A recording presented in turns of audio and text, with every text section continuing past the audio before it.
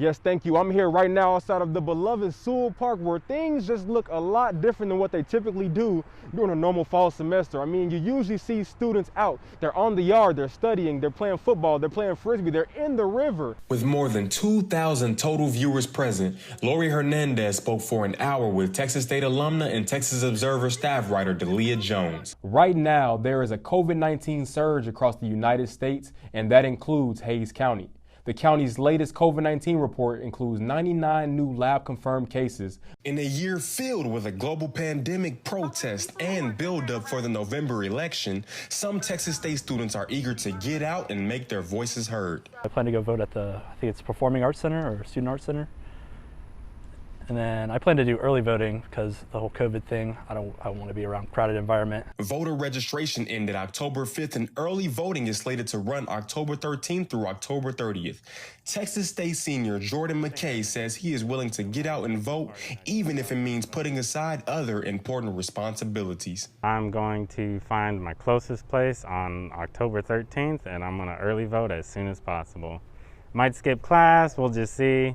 There are college students who are voting in their very first general election.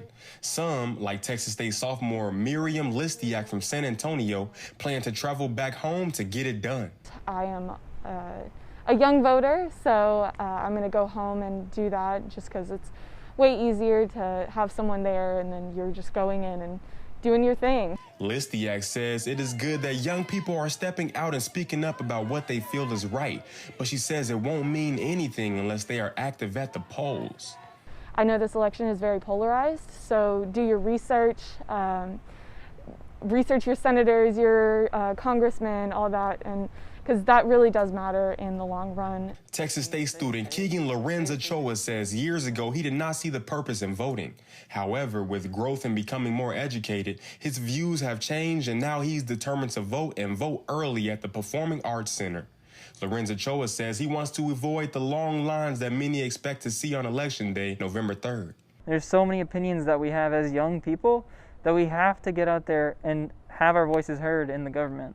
Some Texas State students have lived in this country for years and not gained citizenship, which means they won't be able to cast their ballot. Texas State freshman Lydia Hernandez Cardona is an immigrant student from Mexico. She says she hopes other students get out and vote. My future, like more immigrants' future is being affected and they can't even make a choice on it. It was certainly interesting to get out and talk to Texas State students about their plans for this highly anticipated election season. I mean, as you heard, you have students who plan to early vote here at the Texas State Performing Arts Center.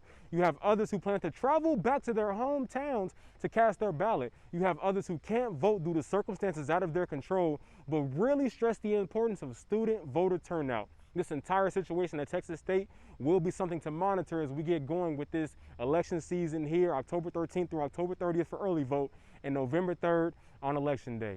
Back to you. Texas State closed Sewell Park in March following reports of visitors not social distancing at a time when Hays County's COVID-19 cases were increasing. The university-owned park is now closed until conditions improve. It kind of sucks for both students and residents. But yeah, it's a terrible thing that's happening, man. None of us can get out and go enjoy what college students look forward to when they come here in San Marcos. Sewell Park is normally a place students visit to get away from stress that comes with attending college. Now when students visit, they are met with gates, tape, and no trespassing signs. Sophomore Anna Gaona says the semester is going to be different with the Sewell closure. She already misses going to the park to hang out with friends and take breaks from school. I think it's for the best because if it was open, I know how crowded it can get, and I know that that would just make cases a lot worse. It is going to be interesting to see how students adjust this fall semester without a place like Sewell Park to help relieve some of that stress that comes along with college. It'll be something to monitor as we move through the fall semester and into the spring. It's a dangerous time now in Texas as the pandemic shows no signs of abating.